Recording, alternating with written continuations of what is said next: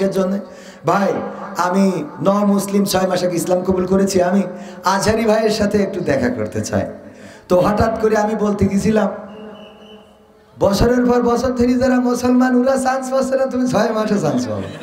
তো হঠাৎ মনে হলে এটা তো কষ্ট পাবে বান্দায় আমার, ঠিক না? আমি ঠিক হঠাৎ মানে মনে হচ্ছিল যে এই বলিছে আমাদের মুসলমানরা দাড়ি টুপি রেখে তাই লাইন পাচ্ছে না, আর তুমি 6 মাস মুসলমান হয়ে করে আজহারি ভাইয়ের সাথে দেখা করবা।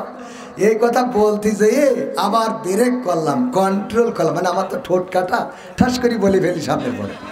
তো এই জন্যে আমি আবার বললাম, ভাই আসলে আজহারি ভাইয়ের সাথে দেখা করা সম্ভব হবে না, উনি ব্যস্ততার মধ্যে দিয়ে আসবেন আবার ব্যস্ততার মধ্যে দিয়ে চলে যাবেন, তো দেখা করা হবে না। আমি আপনাকে মিথ্যা আশ্বাস দিয়ে লাভ নাই। কেন লাভ নাই? উনার সাথে দেখা করার জন্যে মানে কত মানুষ লাইন দিয়ে রয়েছে যে একটু সালাম দেবে, একটু হাতে মুসাফা করবে, এর মধ্যে আমি যদি বলি অমুক দেখা করতে আমারই দেখা হবে কিনা এটাই তো জানি না, ঠিক আছে না বাজার? আবার মিথ্যা আশ্বাস দেওয়া যাবে না যে ভাই দেখবা নে, ভাই হইবে নে, পরেও কষ্ট পাবে। আমি তাকে বলে দিলাম। যাই হোক, এই কথা কেন বললাম? যে আল্লাহ আমাদের মুসলমান বানিয়েছেন বিনা দরখাস্তে, বিনা চাওয়ায়। ওই যে একজন অমুসলিম, উনি কিন্তু বলেছেন 6 মাস পূর্বে ইসলাম কবুল করেছি, মানে উনার ভয় হলো যে আমি 6 মাস পূর্বে ইসলাম কবুল করেছি, আসলে আমার এত দাম দেবে কিনা, তারপরেও সে বলেছে।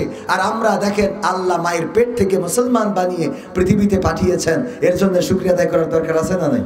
বলেন আলহামদুলিল্লাহ। বিয়ে করেছেন কতজন? হাত উঁচু করেন তো। বিয়ে করেছেন? ও আল্লাহ, সব তো বিবাহিত। করেননি কয়জন? করেননি কয়জন? এই পাশে কিছু, এই পাশে না। আমি 2 বারে দেখানোর জন্য আমি করেছি, আমি করেছি, মিডিয়াও নেলে না, আবার ওদিক বাড়ু ঝাড়তে পারে। তো এখন আমি এটা কেন বললাম? যারা বিয়ে করেছেন তারা একটু জোরে বলেন আলহামদুলিল্লাহ। কারণ এই শীতে অন্তত বউ আছে, আলহামদুলিল্লাহ। আবার বলেন, কম্বলটা গরম থাকে যে খালি পা ঢুকে শুয়ে পড়ে। যারা করিনি ওরা জানে। আল্লাহ, তোরা আলহামদুলিল্লাহ বিয়ে করে করিস, তোদের জন্য আমার দোয়া। আমার কাছ থেকে দোয়া নিয়ে অনেকের বিয়ে হয়েছে, দুঃখজনক হলেও সত্য 3 মাস পরে বিয়ে ভেঙে গেছে, ঠিক আছে না বাজান? যাই হোক, এলাকার মানুষ, বন্ধুর এলাকা, আমার ক্লাসমেট আনোয়ার, একই সাথে পড়েছি, তুই তুকারি সম্পর্ক। 3-4 জনের সাথে হাতে গোনা রয়েছে, 4-5 জনের সাথে তুই তুকারি সম্পর্ক আছে। তাছাড়া আমি তুই কারোর সাথে করি না, তুমি আমি বেশি করি। আমার মাদ্রাসার বাচ্চা যারা ছোট ছোট তাদের সাথেও, আমি যে প্রতিষ্ঠানে চাকরি করি সেখানে সব জায়গায় তুমি আমি অথবা আপনা আপনি। আমার সাথে যত টিম, আমার ঠিকানা টিম আছে, ওরা আমার অনেক জুনিয়র, তারপরে ওদের সাথে আপনা আপনি করি। কিন্তু তুই বলে এই তুই এদিকে আয়, এই শোন, খেসানে যেসানে, এই কথার মধ্যে একটা মজা আছে না? এটা সবার সাথে করা যায় না। যায় এই সম্পর্কটা যার সাথে, সেটা হলো আমাদের কারি হুজুরির ছেলে, কে? আনোয়ার। ওর বললাম তুই দাড়িটা একটু না হয় ছোট করে রাখ, তাও রাখ। তা বলছে মেম্বারে দিয়ে দাঁড়াবো। বললাম তালি তো তোর রাখাই লাগবে, ঠিক না বেটে? তা ওর কইছে এই ওর দিন একটু তুই তুই তুই দাড়িটা একটু রাখ, শোনা, একটু ছোট করে রাখি দে, ছোট করে শুরু কর, পরে বড় একা একা না হলে আমি ওষুধ দেবো, দরকার হোমিওপ্যাথি ওষুধ দেবো। ও তো ফুটা গইনে পানি দেয়, ওষুধ দেয় কিনা দেয় আল্লাহ সে ভালো। আমি বলি যাও, দরকার নেই, হোমিওপ্যাথি ডাক্তারও ভালো, আল্লাহ খুব তোর। আমি কিন্তু এটা আমি আশা করি যে তুই আমাদের মধ্যে প্রায় সবাই ছোটোখাটো করে রেখেছে, খালি তোর আর কার সোয়ারাবো তো দাড়ি রেখেছে, ওর দাড়ি নেই। এটা একটা কাজ অন্তত হোক, আপনারা খুশি কিনা? একটা কাজ সেদিন আমি এক মাহফিলে শিখালাম, একটা কাজ করবেন। কাজটা কি? ফকিরকে দেখে সালাম দেবেন। কাকে সালাম দেবেন? পারবেন ইনশাআল্লাহ? ফকিরকে সালাম দেবেন, আসসালামু আলাইকুম ইয়া ফকির। ইয়া ফকির বলার দরকার নেই, ওয়া রাহমাতুল্লাহি বলেন। পারবেন ইনশাআল্লাহ? আমার স্যার বলেন যে যদি কোনোদিন ফকিরকে তুমি সালাম দিতে পারো, তবে তুমি বুঝে নিবা তুমি নিরহংকারী মানুষ। তুমি কি মানুষ? নিরহংকারী মানুষ। ফকিরকে সালাম দিবেন। মসজিদে যদি যান, মসজিদ থেকে যদি একটু আগে বের হন, প্রতিটা মানুষের জুতাগুলো ঘুরিয়ে দিবেন, এসে যেন পায়ে দিয়ে চলে যেতে পারে, সুন্দর করে সাজিয়ে দিবেন। সমস্যা আছে কোনো? এইগুলোতে নিরহংকার প্রকাশ পায়। মনে থাকবে ইনশাআল্লাহ? কারো জুতো জোড়া একটু আগিয়ে দিলেন, আপনি বড় মানুষ, তাও ছোট মানুষের জুতো জোড়াটা একটু আগিয়ে দেন, এটাতে নিরহংকার প্রকাশ পায়। আর নিরহংকার মানুষ আল্লাহর অত্যন্ত পছন্দের, বলেন সুবহানাল্লাহ। আল্লাহ অহংকারীকে পছন্দ করে না, বিধায় নিরহংকার তো পছন্দের, ঠিক কিনা? আল্লাহ রাসূল বলছে তোমরা যে স্ত্রীর সাথে মিলন করো আল্লাহ এতেও সওয়াব দেয়। বলছে আল্লাহ রাসূল লজ্জা লাগলো, সাহাবীরা বলতেছে লজ্জা করতে কেন? কারণ কি মিলন করলো সওয়াব, এটা কেমন দেখা যায়? আল্লাহ রাসূল বললেন ও আমার সাহাবীরা, তোমরা যদি একই কাজ তোমাদের স্ত্রীর বাইরে অন্য কোনো জায়গায় করতে, অন্য কোনো পাত্রে যদি এই কাজগুলো করে ফেলতে, বলো গুনাহ হতো কিনা? আল্লাহর নবীর সাহাবীরা বললেন নিঃসন্দেহে গুনাহ হতো।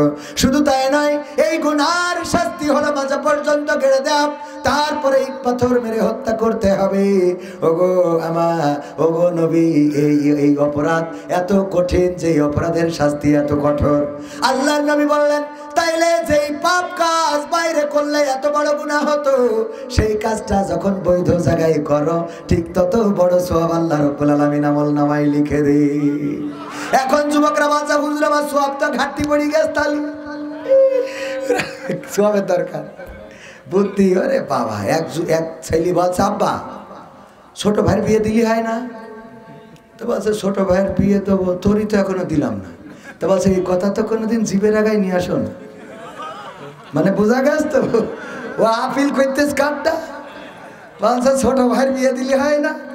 সেদিন পাপ নাই, চির করতেছে হুজুর আমি ক্লাস 8-এ পড়ি, কিন্তু আমার বিয়ে আমি মনে করি আমি বিয়ের উপযুক্ত এবং আমার সামর্থ্য আছে, আমি স্ত্রী তার হক আদায় করতে পারবো। তো আমি 8-এ পড়ার কারণে ছোট মানুষ, এই জন্য আমার বিয়ে দিতে চাই না। আমার আব্বা এই মাহফিলেই বসে আছে, আপনি একটু এই ব্যাপারে নসিহা করবেন। আমার তোরা 2 বাপু স্টেজে দিই, তোরা আব্বার ডেকে নিয়ে আয়, আমি বিয়ে এখানে দিয়ে থুয়ে তার বাসে ডেকে নিয়ে আয় কেনে। আমার কাছেও আবার মাঝে মাঝে এরা জানি না শয়তানি করে দেয় কিনা, ইয়াং মানুষ তো, আপনি তো যাক তো মুরব্বী আলহামদুলিল্লাহ, তো আমি তো ইয়াং, অনেকেই অন্যভাবে বোঝে যে আমি মনে হয় অনেক বুড়ো হয়ে গেছি। মাঝে মাঝে দেখি কই আপনি কি সেই লোক এক চাষা অভিনয় করে আপনাদের যশোরে? হ্যাঁ চাষা, ঠিক আছে না? যাই হোক ভাইরা আমার, যেই কাজ ভুল জায়গায় করলে, অন্যায় জায়গায় করলে গুনাহ হতো, সেই কাজ নেই জায়গায় করলে সওয়াব আছে না নাই? আল্লাহ রাব্বুল আলামিন সওয়াব লিখে দেন। স্ত্রীর হক আদায় করবেন, স্ত্রীকে সালাম দিবেন, সন্তানদেরকে সালাম দিবেন। যদি আপনি কাউকে সালাম দেন তাহলে সে আপনার সালামের উত্তরে ওয়া আলাইকুমুস সালাম বলবে।